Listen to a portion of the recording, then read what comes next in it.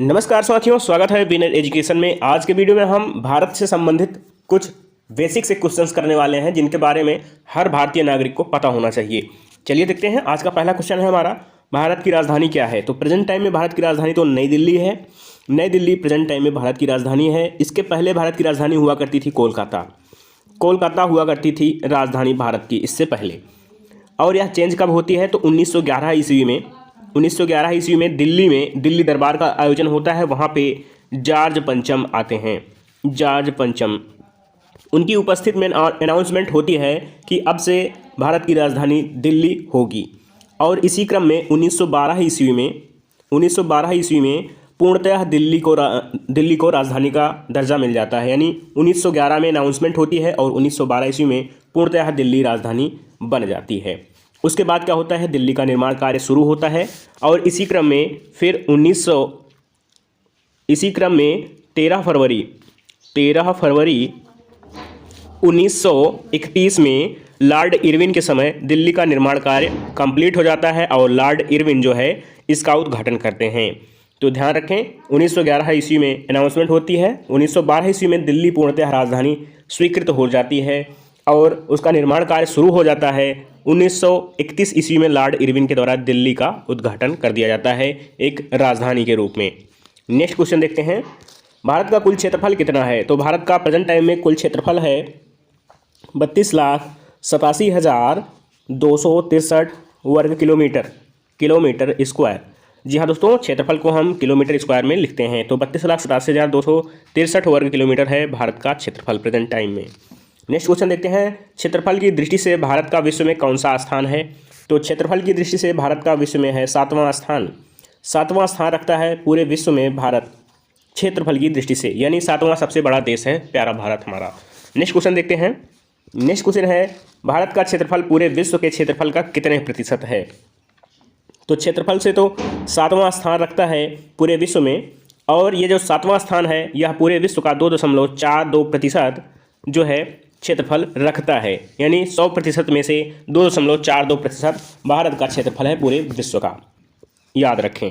Next question है, भारत का देशांतरीय विस्तार कितना है। तो भारत का देशांतरीय विस्तार जानने के लिए सबसे पहले हम देशांतर रेखाओं को समझ लेते हैं। देशांतर रेखाएं वे होती हैं जो हमारे ग्लोब पे सीधी रेखाएं खींची जाती हैं। तो यहाँ पे कुछ यूँ रेखाएं जो खींची जाती हैं इन्हें देशांतर रेखा कहते हैं। देशांतर रेखा कहते हैं, ठीक है। तो खड़ी रेखाओं को देशांतर रेखा कहते हैं, जिन्हें हम लॉन्गिट्यूड कहते हैं। और जो बड़ी रेखाएं होती हैं इन्हें अक्षांश रेखाएं कहते हैं। तो यहाँ पे 0 डिग्री अक्षांश और 0 डिग्री देशांतर रेखाएं हैं। फिलहाल जो इस टाइप की देशांतर रेखाएं हैं इन्हें हम कहते हैं देशांतर रेखा, और इन्हीं के बीच जो है भारत की स्थिति पूछी जा रही है। तो भारत हमारा कहाँ पे स्थित है, मान लीजिए ये हमारी दिशाएँ हैं। यहाँ पे ईस्ट है यहाँ पे ईस्ट है, और ये वेस्ट है, ये नॉर्थ है, और ये साउथ है। यानी राइट हैंड की साइड में है ईस्ट हमारा और उसके अपोजिट साइड है वेस्ट। मैप में ऊपर की तरफ होता है उत्तर दिशा और नीचे की ओर होती है दक्षिण दिशा। तो भारत हमारा स्थित है नॉर्थ ईस्ट में, यहाँ इस गोलार्ध में स्थित है। नॉर्थ ईस्ट गोलार्ध में स्थित है भारत हमारा। तो पूछा जा रहा है जो भारत के बगल में देशांतर रेखाएं गुजरती हैं यूँ कुछ है यदि हमारा प्यारा भारत, तो यहाँ के कोऑर्डिनेट क्या होंगे। तो देशांतर रेखाओं का विस्तार पूछा जाए भारत का तो यह होगा हमारा 68 डिग्री 7 मिनट से लेकर 97 डिग्री 25 मिनट तक देशांतरीय विस्तार पाया जाता है भारत का। 68 डिग्री से लेकर 97 डिग्री देशांतरीय विस्तार पाया जाता है हमारे प्यारे भारत देश का। नेक्स्ट क्वेश्चन देखते हैं। नेक्स्ट क्वेश्चन पूछा जा रहा है अक्षांशीय विस्तार। दोस्तों अभी हमने पढ़ लिया कि जो खड़ी रेखाएं होती हैं उन्हें हम जो खड़ी रेखाएं होती हैं देशांतर रेखाएं होती हैं। जो पड़ी रेखाएं होती हैं, जो तिरछी रेखाएं खींची जाती हैं उन्हें हम अक्षांशीय रेखा कहते हैं। ये देशांतर हो गई, और जो खड़ी रेखाएं हैं उन्हें देशांतर हो गए, और जो तिरछी रेखाएं खींची जाती हैं उन्हें हम अक्षांशीय रेखा कहते हैं। अक्षांशीय रेखा कहते हैं, ठीक है। तो 0 डिग्री अक्षांश रेखा को ही हम भूमध्य रेखा मानते हैं। इसके ऊपर साइड में होती है कर्क रेखा और इसके नीचे साइड में होती है मकर रेखा। मकर रेखा जो है भूमध्य रेखा के नीचे होती है। तो हमारा भारत देश कहाँ पे स्थित है, नॉर्थ ईस्ट गोलार्ध में स्थित है, और भारत से होकर कर्क रेखा गुजरती है। तो पूछा जा रहा है यदि ये दो अक्षांश रेखाएं हैं इनके बीच भारत हमारा स्थित है। तो भारत जो स्थित है तो यहाँ और यहाँ के कोऑर्डिनेट क्या हैं? तो यहाँ के कोऑर्डिनेट हैं 8 डिग्री 4 मिनट से लेकर यह 37 डिग्री 6 मिनट के मध्य हमारा भारत देश स्थित है अक्षांशीय रेखाओं के बीच में।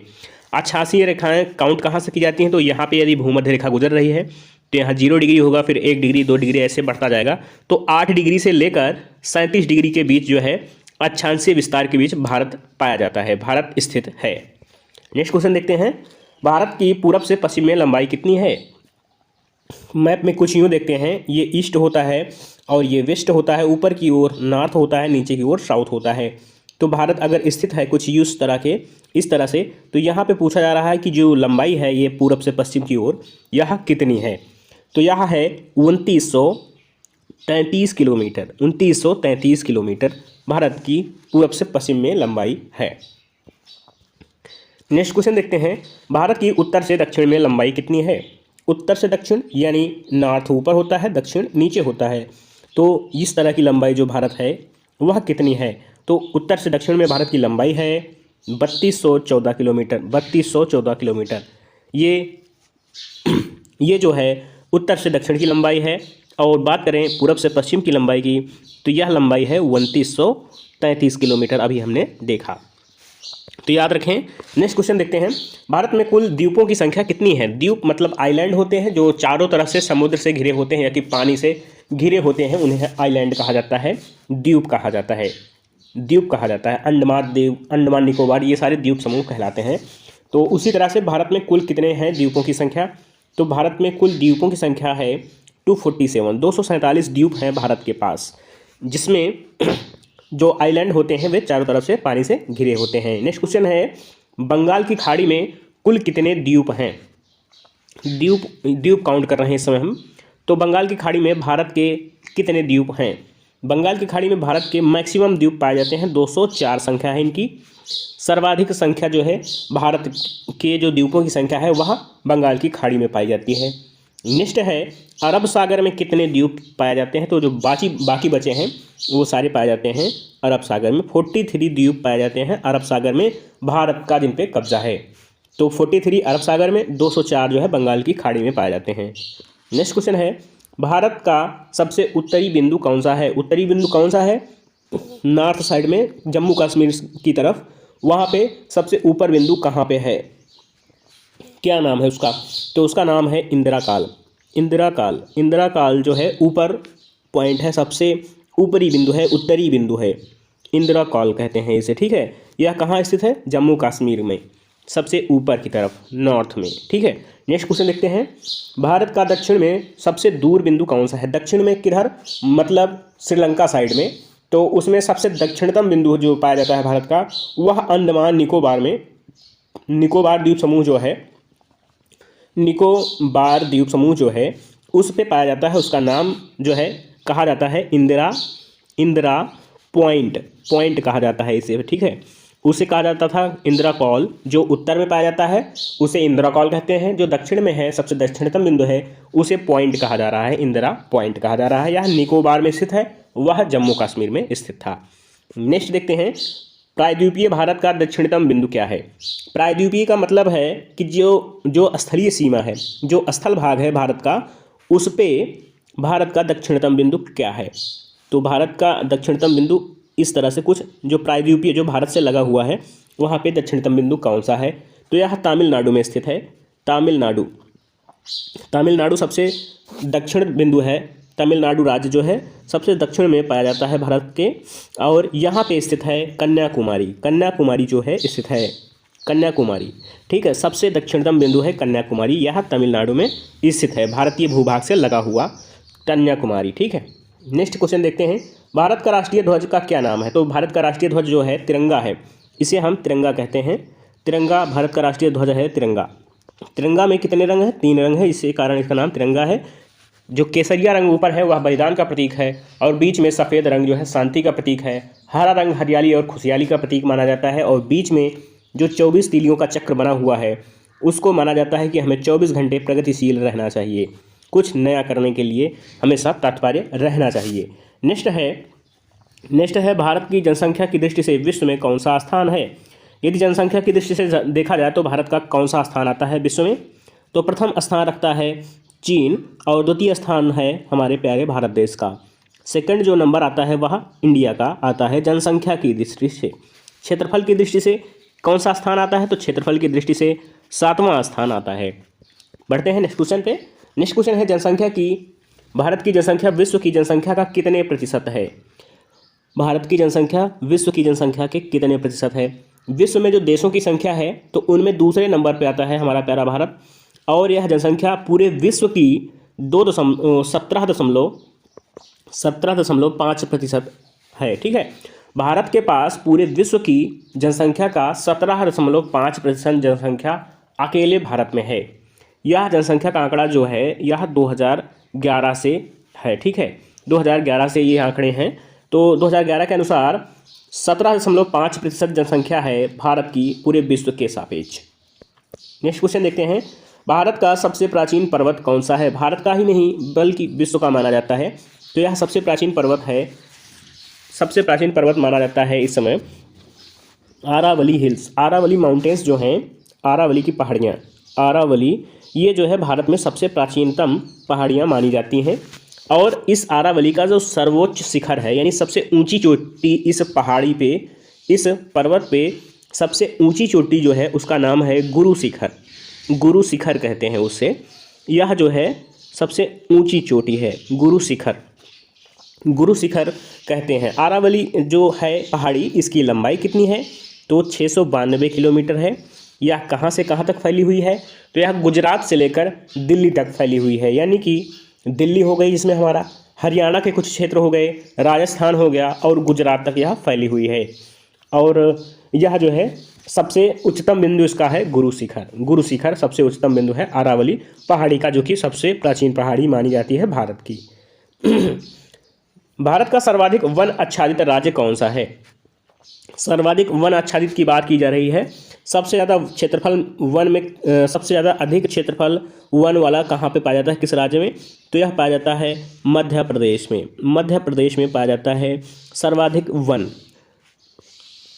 मध्य प्रदेश सही आंसर होगा। यहाँ पर बहुत सारे टाइगर रिजर्व पाए जाते हैं, जिनमें सबसे ज़्यादा टाइगर्स की संख्या मध्य प्रदेश में काउंट हुई है, 526 टाइगर।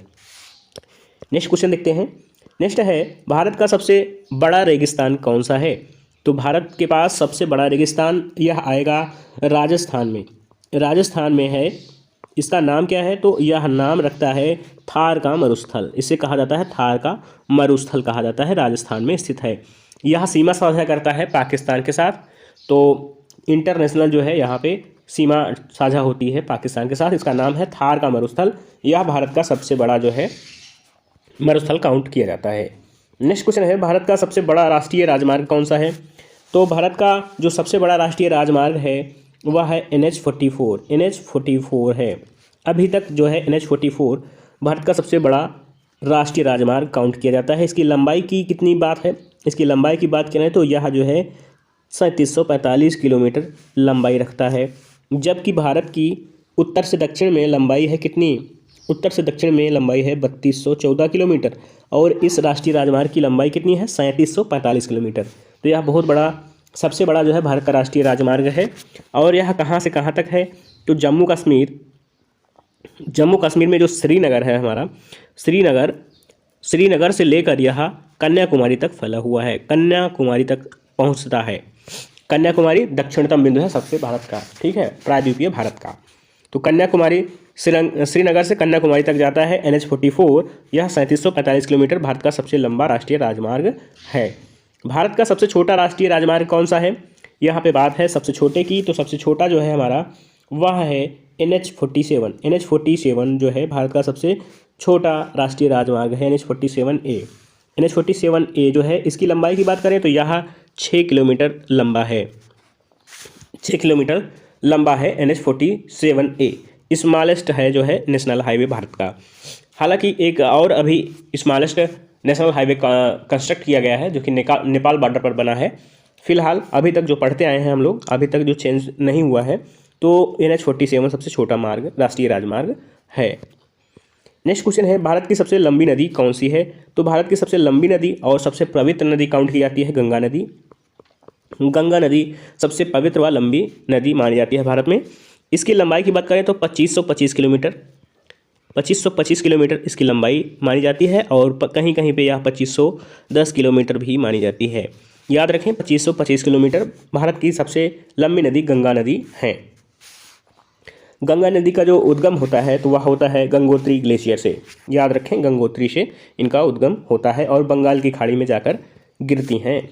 नेक्स्ट क्वेश्चन है, भारत का सर्वाधिक वर्षा वाला स्थान कौन सा है? सर्वाधिक वर्षा कहाँ पे होती है भारत में?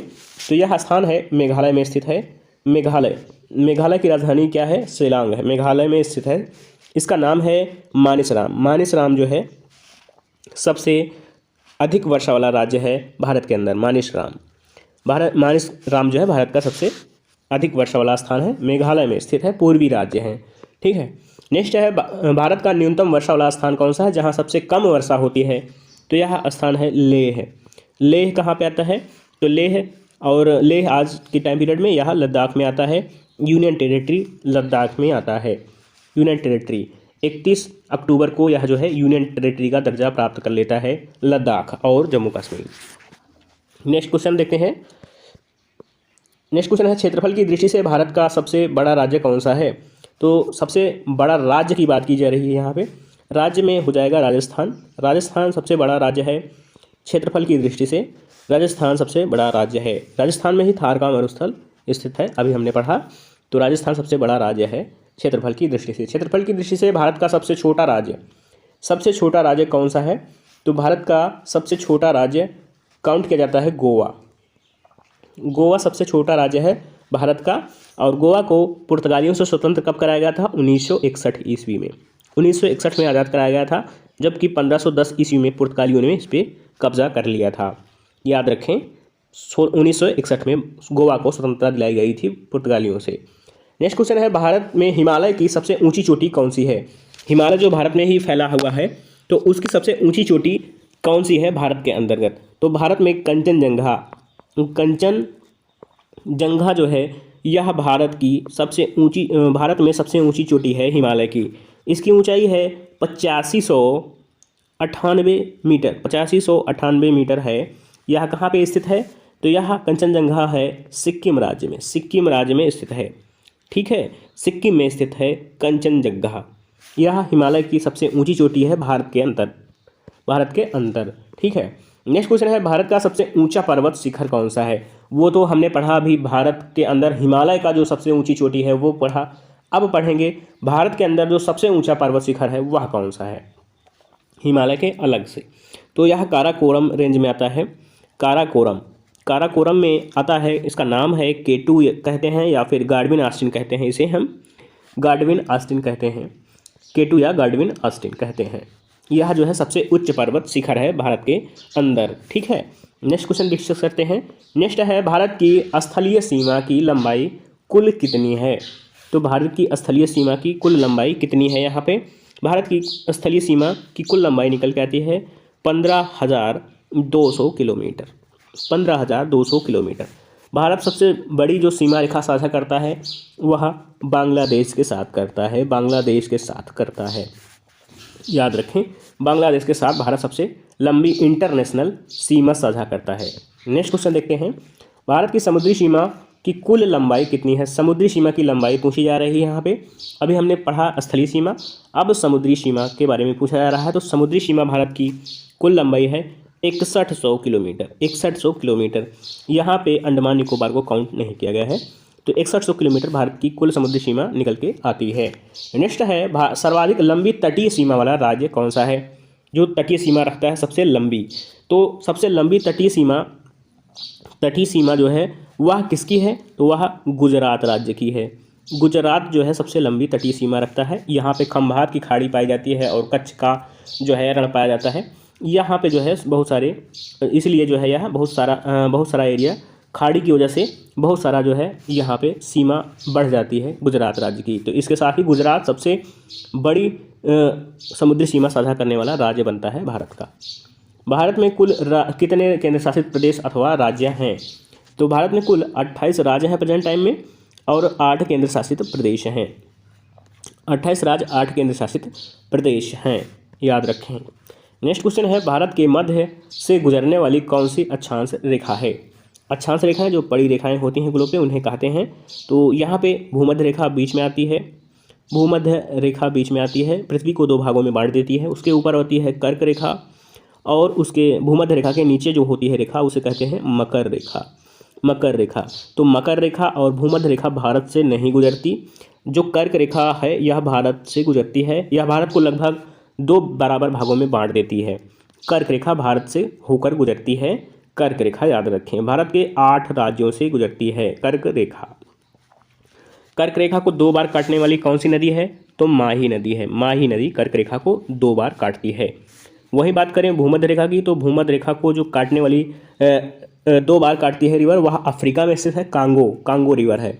और मकर रेखा को, तो मकर रेखा को काटने वाली जो नदी है जो 2 बार काटती है वह है लिम्पोपो रिवर। लिम्पोपो रिवर ये जो है अफ्रीका में स्थित है। नेक्स्ट क्वेश्चन देखते हैं, भारतीय मानक समय ग्रीनविच समय के बीच कितने का अंतर देखने को मिलता है?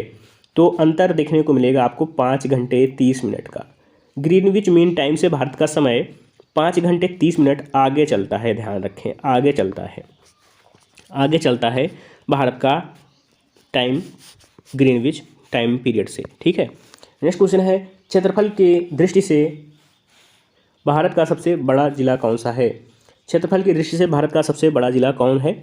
पहले जो है लद्दाख हुआ करता था, लेकिन लद्दाख अब जिला नहीं रहा, वह जो है एक यूनियन टेरिटरी हो गई है। उसके बाद नंबर आता है कच्छ। कच्छ जो है यह स्थित है गुजरात में। कच्छ का जो है रण गुजरात में स्थित है, और गुजरात में कच्छ जो है सबसे बड़ा जिला है पूरे भारत देश का, गुजरात। याद रखें, कच्छ जो है सबसे बड़ा जिला है इस समय पूरे भारतवर्ष का। नेक्स्ट है, क्षेत्रफल की दृष्टि से भारत का सबसे छोटा जिला कौन सा है? सबसे छोटा जिला कौन सा है क्षेत्रफल की दृष्टि से? तो यह कहाँ पे स्थित है? यह स्थित है हमारा थाडबल। थाडबल नाम है इसका, क्या नाम है? थाडबल। थाडबल कहा जाता है इसका नाम है, और यह स्थित है मणिपुर। मणिपुर एक पूर्वी राज्य है। मणिपुर जो है सीमा साझा करता है म्यांमार के साथ, याद रखें। यहाँ पे मणिपुर में थाडबल जो है यह सबसे छोटा जिला है भारत का। नेक्स्ट क्वेश्चन है, भारत के राष्ट्रीय ध्वज की लंबाई और चौड़ाई में कितना अनुपात है? तो लंबाई और चौड़ाई में अनुपात कितना है भारत के राष्ट्रीय ध्वज में? यदि लंबाई और चौड़ाई, यहाँ पे अनुपात निकल के आता है 3:2, यानी 3 मीटर लंबा है यदि हमारा राष्ट्रीय ध्वज, तो 2 मीटर चौड़ा होना चाहिए, ठीक है। 3:2 का अनुपात है लंबाई और चौड़ाई में। लंबाई आगे है 3 और चौड़ाई 2 है, ठीक है। ये अनुपात होना चाहिए लंबाई चौड़ाई में। नेक्स्ट है, भारत का राज्य चिन्ह सिंह शीर्ष कहाँ से लिया गया है? किस जो है लैंडमार्क से लिया गया है भारत का सिंह शीर्ष? तो वह लिया गया है अशोक स्तंभ से। अशोक स्तंभ से लिया गया है, याद रखें, अशोक स्तंभ। यह कहाँ पे है? तो यह सारनाथ से लिया गया है, सारनाथ से, ठीक है। अशोक स्तंभ सारनाथ से। नेक्स्ट क्वेश्चन देखते हैं, भारत का राष्ट्रीय गान कौन सा है? तो भारत का राष्ट्रीय गान है जनगणमन। जनगणमन, ठीक है। जनगणमन जो है यह भारत का राष्ट्रीय गान है। इसके रचयिता कौन है? राजेंद्रनाथ टैगोर। राजेंद्रनाथ टैगोर हैं इसके रचयिता, और इन्हें जो है मिला था नोबेल पुरस्कार 1913 ईस्वी में गीतांजलि नामक पुस्तक की रचना हेतु। नेक्स्ट है राष्ट्रीय गान। राष्ट्रीय गान का जो भारत का राष्ट्रीय गान है उसके रचयिता कौन है? तो राष्ट्रीय गान के रचयिता हैं राजेंद्रनाथ टैगोर, याद रखें। नेक्स्ट क्वेश्चन है, भारत का राष्ट्रीय गीत किसने लिखा है? राष्ट्रीय गीत क्या है? तो राष्ट्रीय गीत है वंदे मातरम। वंदे मातरम किसने लिखा है? वंदे मातरम के रचयिता हैं बंकिम चंद्र चटर्जी। बंकिम चंद्र चटर्जी जो है इसके रचयिता हैं, ठीक है। बंकिम चंद्र चटर्जी ने इसकी रचना की है, राष्ट्रीय गीत की रचना करी है, ठीक है, याद रखें। नेक्स्ट क्वेश्चन देखते हैं, भारत के राष्ट्रीय कवि किसे कहा जाता है? भारत के राष्ट्रीय कवि का दर्जा प्राप्त करने वाले हैं मैथिली शरण गुप्त। मैथिली शरण गुप्त जो है यह भारत के राष्ट्रीय कवि कहलाते हैं, मैथिली शरण गुप्त, ठीक है, याद रखें। मैथिली शरण गुप्त को भारत का राष्ट्रीय कवि कहा जाता है। भारत का राष्ट्रीय वृक्ष कौन सा है? बहुत सारी परीक्षाओं में पूछा जाता है। तो भारत का राष्ट्रीय वृक्ष है बरगद।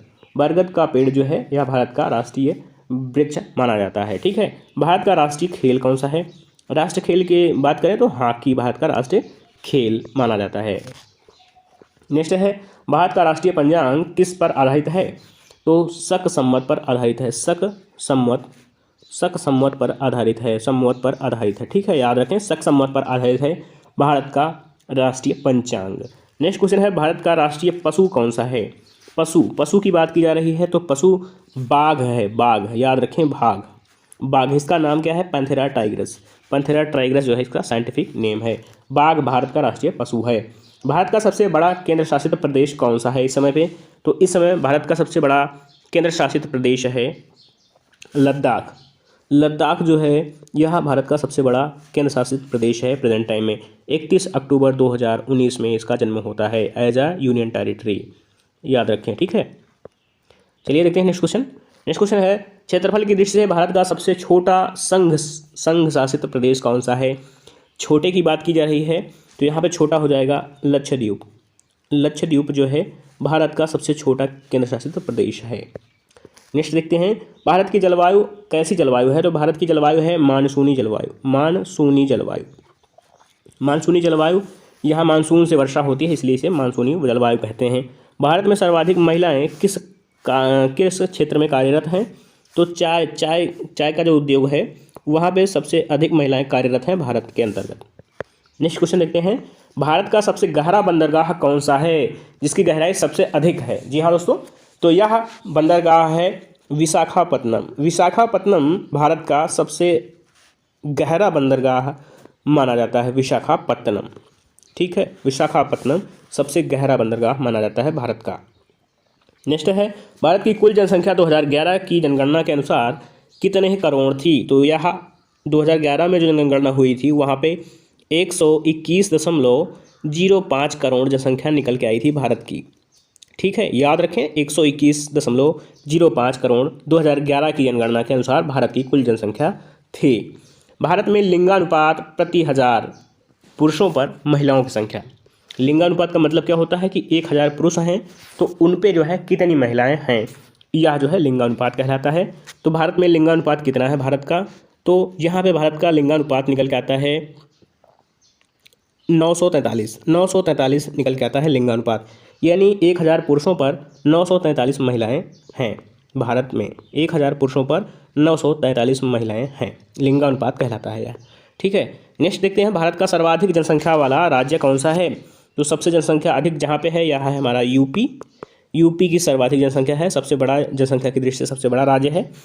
नेक्स्ट है, भारत का सबसे कम जनसंख्या वाला राज्य कौन सा है? सबसे कम जनसंख्या जहाँ पे है तो यह सबसे कम जनसंख्या वाला राज्य है सिक्किम, याद रखें, सिक्किम में सबसे कम जनसंख्या पाई जाती है भारत के राज्यों में, अन्य राज्यों की तुलना में। तो सबसे कम जनसंख्या वाला राज्य सिक्किम है, सबसे अधिक जनसंख्या वाला राज्य उत्तर प्रदेश है।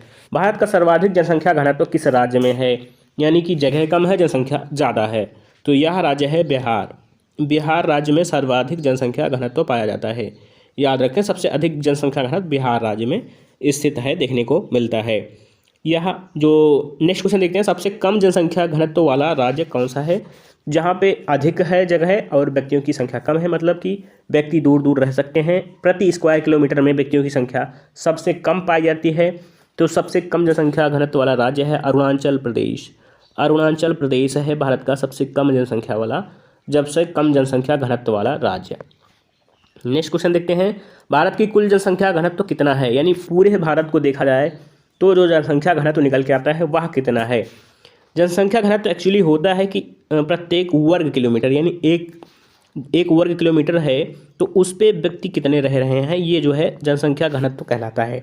तो यहाँ पे एक वर्ग किलोमीटर में कितने व्यक्ति रह रहे हैं, यही है जनसंख्या घनत्व। तो पूछा जा रहा है भारत का कुल जनसंख्या घनत्व है कितना?